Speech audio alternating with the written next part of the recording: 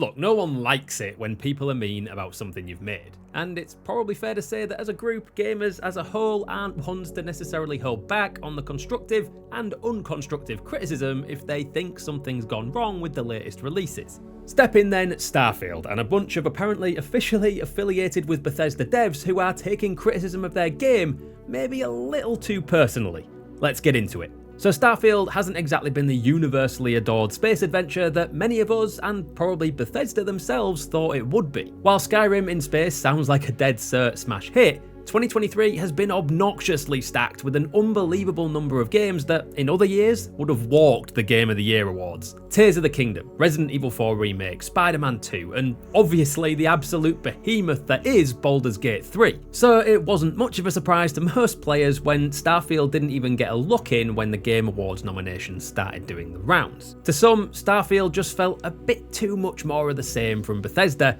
but in space.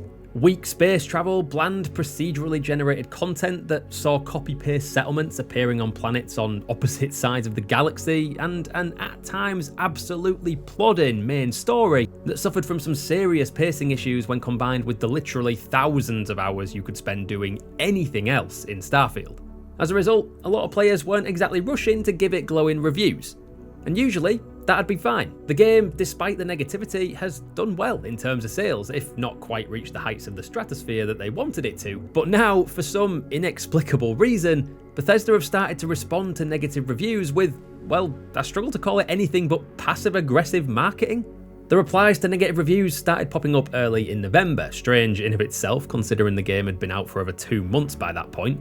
Brought to wider attention by YouTuber Juicehead, the replies actually seem to be the work of users who Steam themselves are identifying as official devs of Starfield working with Bethesda, with the main handles popping up most being Bethesda Falco Yamauka and Bethesda Kraken. And the replies are just a bit, well, odd, to be honest.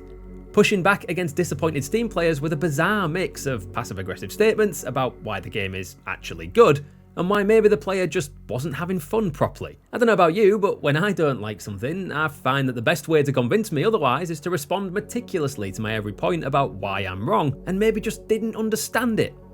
And the gaming community as a whole always responds very well to pushback against justified criticism from the people who made the subject of the criticism. Fallout 76 taught us this, did it not?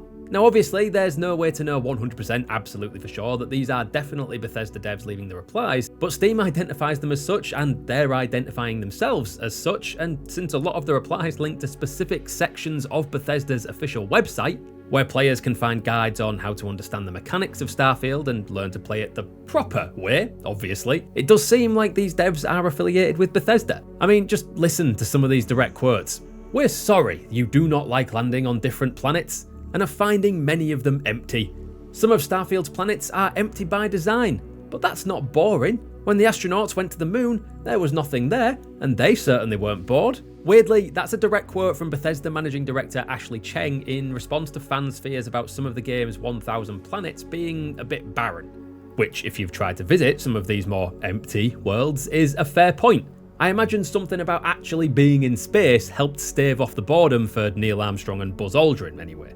And that's without talking about the weird copy-paste job the comments have done with some of the official advice offered on the Starfield website, which literally read like a bland game guide that basically boils down to, well, why not simply play the game? That will help. It's a bold strategy, and I can't imagine it's going to massively pay off for them. The internet famously isn't really a fan of being told to change their minds, and Bethesda aren't covering themselves in glory with these passive-aggressive responses, whether they're meant that way or not. So what do you reckon? Are the devs justified, or do you think Bethesda needs to make sure this stops here? Let us know down in the comments, and while we've got you with us at GG Recon, check out these videos here.